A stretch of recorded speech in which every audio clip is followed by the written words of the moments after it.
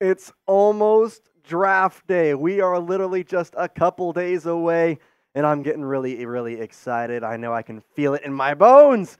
I've been waiting for this for a long time, especially after the Titans season ended in not the greatest way, having to go through all those weeks and lots of sacks. Now we can finally go out there and hopefully pick some guys up to help us out. So I'm excited to see who the Titans pick. We do appreciate you hanging out with us here on Titans Today. I am your host, Jace Andrews, and if you are pumped to see who the Titans pick at number 7 overall, then like the video. Let's get 700 likes. I know that's a big challenge, but the bosses have been on me a little bit, and I told them, just watch. If we can get 700 likes for pick number 7, it'll blow their minds. And hey, I trust that Titans fans can get it done, so don't let me down. Don't let me down. Go down there and hit the like button. I really would appreciate it. All right, coming up on today's show, Bleacher Report released their top 3 draft targets for the Tennessee Titans. One of them is really, really surprising. I promise you, you're going to want to stick around and find out who that is. The first one, though, we'll just say it. It's Joe Alt. I say this countless amounts of times, but Joe Alt, he's the boring pick, but he's the obvious pick. And he's the guy who is going to help you out. It's not a surprise. It's not something that you can sit here and complain about because you need him. You do. Your offensive line was the 4th worst at allowing sacks last year. Go out there, go get somebody who will protect Will Levis, who could be your franchise quarterback. It just makes sense. He's been picked in literally every mock draft I've seen besides a couple, so Alt is the right guy. He's the one to go out here, go get him in round 1, pick number 7, because then you can then focus on the rest of your team from there. Whereas if you don't get Alt, you're going to have to figure out some stuff past that, and I think that's not exactly the way Ran Carthon wants to manage this team. Joe Alt is one of the best offensive tackles I think I've seen come out of the college level in a long, long time. He's a second-generational guy. His father played for the Chiefs back a little bit ago. His PFF rank is really, really good at 90.7, one of the higher PFF ranks in offensive tackles for the draft. 1 sack allowed throughout his entire 2023 season. 2 hits, 2 hurries, 2 penalties. All solid numbers, and for me, it goes down to this. If you are looking for what Ran Carthon would describe as blue chip players, guys that can go in there and make an impact on day 1, Joe Alt's your guy. I know Malik Neighbors could make an impact. I know that we could see Brock Bowers make an impact. But if you look at the positions of need, and you think offensive tackle is the biggest position of need, Joe Alt will make a difference on day 1, and I can see him making sure that Will Levis is safe all season long, and potentially even being one of the better offensive tackles in his rookie year right away. We'll just have to wait and see, though, if that happens. Let's see what Bleacher Report had to say about this pick, saying, quote, "Nothing is ever guaranteed during draft season, but it looks like Alt the Titans is a safe bet." Bleacher Report's NFL scouting department and ESPN.com's Mel Kiper Jr. both mocked Alt to the AFC South franchise. There may not be a more perfect pairing between prospects and team than Notre Dame's Joe Alt to Tennessee Titans. Alt would provide a significant upgrade to one of the worst offensive lines in the NFL from a year ago. He would immediately start at left tackle and provide protection for Will Levis. The Titans can't afford to have their young quarterback on the ground on a ton of occasions in 2024. Alt's presence on the left can help with that, end quote. It just makes sense. I mean, they said it perfectly. Will Levis cannot be on the ground. Will Levis cannot be constantly having to pick himself up like he was last year. You can't have that again. You can't. Because I've said it again and again and again. If you truly believe that Will Levis is going to be your franchise quarterback, which I kind of think he has the shot to do it, you have to give him a fair chance this year because he did not have that last year. He was constantly getting pressured. He was constantly getting, honestly, slammed to the ground, which is why he had those injuries late. You can't have that. You can't. If you're trying to give him a fair shot at being your franchise quarterback, you got to keep him upright. Joe Alt, guess what? He is the perfect way to make sure that Will Levis stays on his feet throughout the entirety of the 2024 season. Who would you like to pick if the Titans do not go with Joe Alt?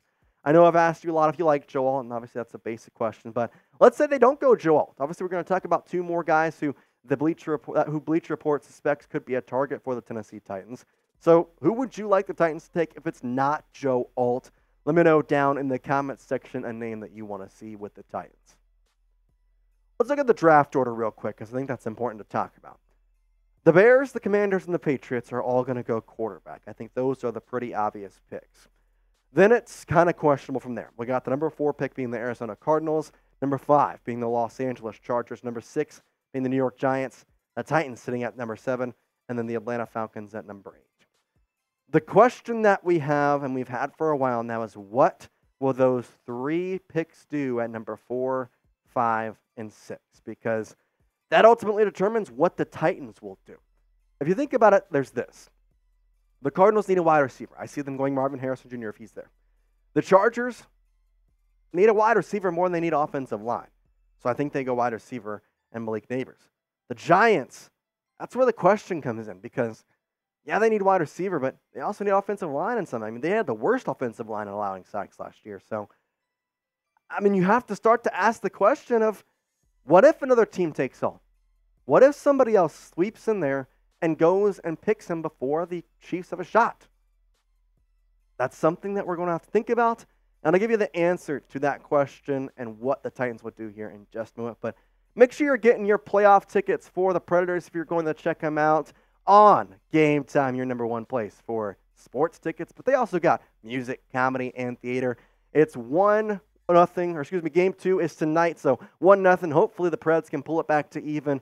You got Game 3 coming up in Nashville. Go check it out. Tickets are relatively cheap right now for a playoff hockey game. $20 off your first purchase by going and using code CHATSPORTS in the redeem code section. It's the best app I've ever used for buying tickets, and it's super user-friendly. You see the app, you see the ability to see your seats even before you purchase them, and that redeem code section to get $20 off your first purchase using code CHATSPORTS. They're really awesome. They got flash deals, they've got zone deals, and honestly, they're the best place for last-minute tickets. If you're like me, you're not a person who likes to plan your day out before, well, guess what? Game Time has tickets leading up an hour before the event and even an hour into the event. Go check them out, and I promise you, you will not be disappointed. Download Game Time today, and you're going to redeem that code CHATSPORTS for $20 off your first purchase. Terms do apply. Once again, download the Game Time app, create an account, and use code CHATSPORTS, ChatSports, for $20 off. Download Game Time today. Last-minute tickets at the lowest price guarantee. The number 2 Bleacher Report draft target for the Titans is Olu Fashanu, the Penn State offensive tackle. Still not that surprising here. Obviously, offensive tackle is the position of need. You don't get Joe Alt in this situation.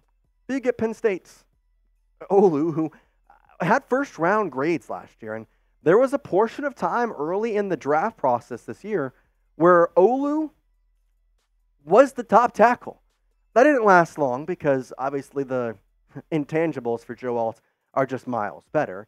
But Olu is actually one of those guys that you can go out here and think, okay, he can slide in there and be, I'd say, pretty dang good as well and make this offensive line one of the better ones in the National Football League by just getting him.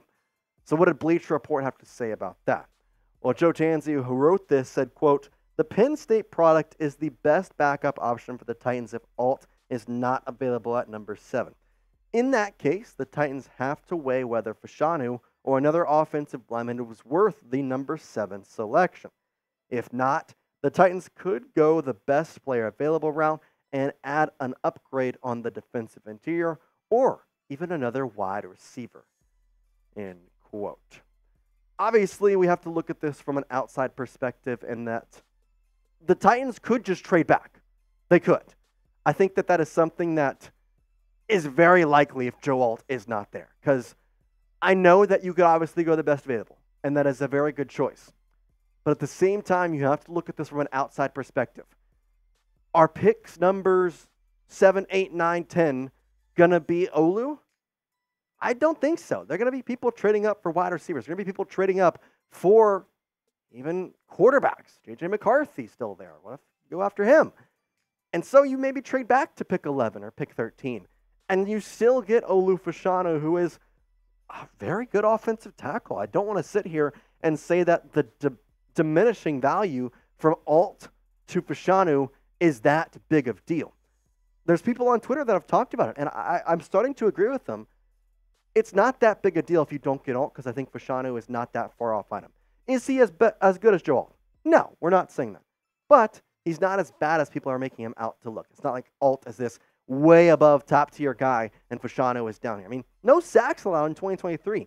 Yeah, 10 hurries, but sometimes hurries are not exactly the best stat to look at. He's not a bad number 2 option is what I'm saying here. And if you have to trade back to get him, you get an extra draft pick in round 2, day 2. I'm taking that. I'm taking that. And I know that's something that maybe is questionable, but if Joe Alt is not there at 7, you trade back. No questions asked. Literally no reason to sit there at 7. Go back. And if Olu isn't there, Felicie Fuaga is going to be there. He is. He is. Now here's where things get a little bit surprising though, because you would think, okay, well, they obviously know offensive tackle is the obvious position for the Tennessee Titans, right? No, apparently not, because their number 3 draft target, Dallas Turner, the edge from Alabama. Turner's actually somebody we haven't mentioned on this show. And I think it's for somewhat of a good reason, just because tackle is such a big point of emphasis this year for the Tennessee Titans. And the fact of the matter is, it's more important and there's better tackles this year than edge. But maybe that's exactly why you go edge early and wait for a tackle later.